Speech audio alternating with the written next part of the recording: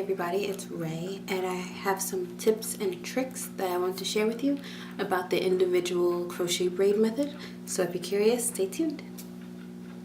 Okay everyone, so recently I did the individual crochet braid method. I'll leave a couple links below if you don't know what that means yet, but I've seen that it exploded all over YouTube, and as a crochet braid lover I decided to try it, especially since I can't cornrow yet. So I tried it. It took me about 5 hours. This is what I have in right now, and I will leave the link to the hair that I bought below, but I used 4 packs and I have 1 braid left over, so I have about 50 something braids in my head right now. As you can see, it's individual all over, so I can part it wherever. And they come about, when they're down, they come about to my lower back area, and I'm 4'10", so it probably is like bra strap on a lot of other people. But so I have a couple of tricks for when it's being done, because people showed really good examples of how to do it, but there are some things that I learned just by doing it on my own. So the first thing that I learned is when you knot over top of when you knot the crochet braid over top of your braid, make sure that your braid is under the knot itself. So here's the knot of the crochet braid, and you want to make sure your braid is hanging under like this instead of going through the braid, through the knot like this, because it just helps it lay a little flatter. It looks a little bit more natural than the other way around if it were going actually through.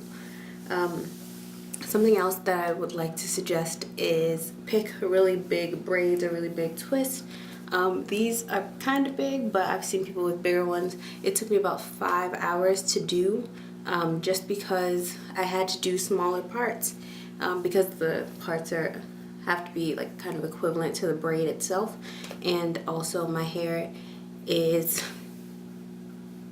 about a little bit below shoulder length, so that took a little while too. So if you have shorter hair and you have bigger parts, it'll go a lot quicker for you. Oh, here we go. And when you weave your when you crochet your hair through the braid or through the twist, at the very top and the very bottom, when you're first starting and when you're first ending, when you end, I like to put it very close to the knot itself at the top, and at the bottom I like to weave it very close to each other, just so make sure it hides more of the hair. In the middle I can be a little looser because it can kind of go with the flow of the braid or the twist, but when I'm first beginning and when I'm ending, I really like to be a little bit more tight with how I'm doing it.